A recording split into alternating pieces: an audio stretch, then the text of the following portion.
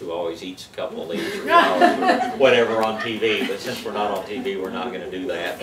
I do recommend, you know, that you keep them out of the reach of animals and things like that that might want to chew on them. You could get an upset tummy out of it.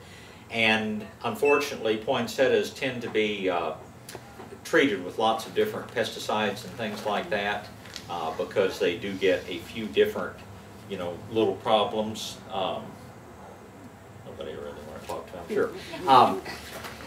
And the growers tend to put a systemic poison down in the soil. And so I would, you know, I definitely wouldn't dine on poinsettias. Don't include them in your salads. But the plants themselves are not toxic or poisonous to any degree that should worry you at all. What else? One other thing that I see all the time during the holiday season is people who display their poinsettias outside, which is fine, provided the weather is accommodating. They do not like you said, they don't like drafts, and that includes wind. I'll go by commercial businesses, restaurants and things where they have beautiful poinsettias, or what used to be beautiful poinsettias, out with just this gale force winds, and they're just shriveled, and they're, I mean, they just don't like that. So anytime the weather's really, you know, going to turn bad, either get cold, or even if it's going to be a heavy rain, it's a good idea to at least put them under cover, you know, because you want to protect them. They're pretty, and it doesn't take much of a wind to really tear them up and make them look really bad. And like I said, that's the most common thing we see is commercial businesses that have just rows and rows and rows of poinsettias, and when I see them, it just absolutely hurts me because they look so bad, and they've either dried out or they've gotten too cold. They're very sensitive to the cold. You don't want to leave them out anywhere, I'd say, what, below 40? Even. And the wind is, like Donna says, wind is the worst thing. So just be aware of that and drag them in if you have to. And that's another thing, you know, if you just have them in nice lightweight containers, you can just pull them in for the night, put them back out, and display them again when the weather turns nice. Because our weather tends to go up and down through the winter months. It'll be, you know, 70 degrees one day, and then it'll be 25 degrees 2 days later. So you never know. If you want to save them over and have them again next year, that's fine. If you want to plant them out in your yard after the weather warms up in the spring, that's fine. Poinsettias tend to grow much larger than this, you know, naturally. These are treated with growth retardants to make them small. Most poinsettias will easily grow this tall in a season. Again, I used to have some old-fashioned variety at my house in the country that you literally, my balcony is higher than that board is right there, and you had to go up on the balcony to appreciate the flowers because they'd be 12 feet up in the air. Now, if you're growing them, if you've saved a big plant, up until about, the middle of August, you can cut them back, and they will still have time to come out and, you know, develop nice heads of bracts. In the old days, again, my grandfather showed me this. What they used to do, they grew what are called straight-ups, and they would put like 3 or 4 plants in a pot, and to keep them from getting this tall, they would actually crush the stem, bend it down, crush it again, and bend it back up, and tie it with a piece of twistum. So they were taking, you know, 12 inches out of the middle of the stem. And that's how they used to make poinsettias short. Nowadays, they use dwarfing, what they call growth retardants that are sprayed on to keep them small and compact like this. If you do save your poinsettias, and if you plant them outside, this plant, you know, kept just with minimal care through the winter and planted out next spring, could easily be the size of this card table and this tall and have 100 or more, you know, heads of bracts on it next year. They're positively spectacular. Of course, you gamble whether or not we're going to have a freeze before Christmas that would damage them. But the thing that makes poinsettias color up is having short nights and short days and long nights. That's what makes them turn color. They know when winter is here. They know when the days are short and the nights are long. So don't plant them out right underneath the porch light. They'll be green shrubs. They will never develop any color. Plant them in a spot that they don't get artificial light at night. If you've kept it in a pot, if you've been forced to bring it inside, you know, the old technique is stick it in a closet and every afternoon and bring it out again the next morning. A lot of people don't hear that second part of bring it out. They get those calls every year.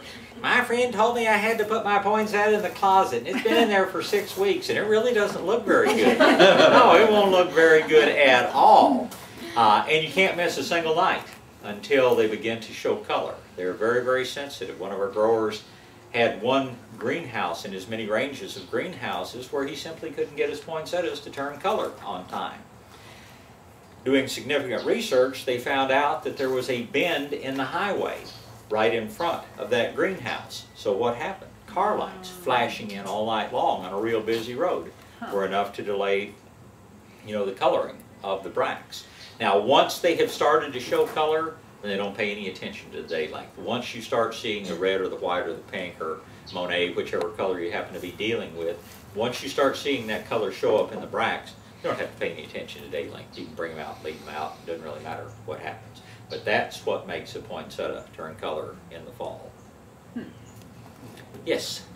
I have one of the poinsettias from last year with the tall bare stems and beautiful crown. Yeah. So I did what Donna said and put it in a bigger pot and put the little ivies around the side and then just playing with it.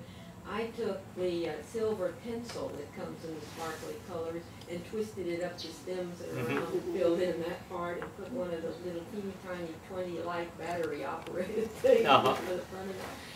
Creative people now can I do. both. Creative people can come up with, lots of unique things to do. No question. So they do get a little leggy then? Like I've had a poinsettia for 3 years, and this year I finally got it to bloom. But it's not that pushy. No, It's kind of leggy at the bottom, and it's like. That's almost to be expected. Oh, okay. Is it in the pot or is it in the ground? Huh? Is it in a pot or is it in the ground? It's in a pot. This poinsettia was grown by a fella who's been growing poinsettias probably for close to 50 years. Oh wow. He grows about 140,000 plants a year. Wow. He knows what he's doing. I couldn't grow a poinsettia that looks like this. Should we fertilize them then? Oh yeah, treat it just like a houseplant. Okay, because I've been fertilizing it every week, like once a week. But again, just use that creativity and, put it in arrangement with some other things, some ferns and some Because I Christmas started greenery. getting little yellow, the little red bracts Mhm.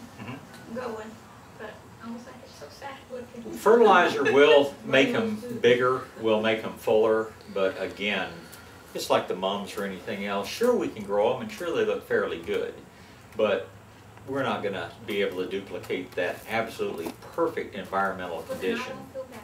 No, do not feel bad. Other questions? Yes. Since you're talking about poinsettia active care, I've never grown amaryllis, but if I gave it as a gift to someone who also hasn't grown them, I'd like to be able to cheer them up about what I've given them so that they think they can grow them. One of the Can you easiest talk things about- you can do. Absolutely. Again, they can be grown in soil.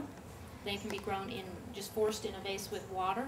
They're gonna pretty much bloom no matter what you do. We do have a few in there that are in the forcing vases like this that don't even have water in there yet, and they're starting to put out a stem, and they will bloom. So that's one of the best things to give somebody who's not a plant person.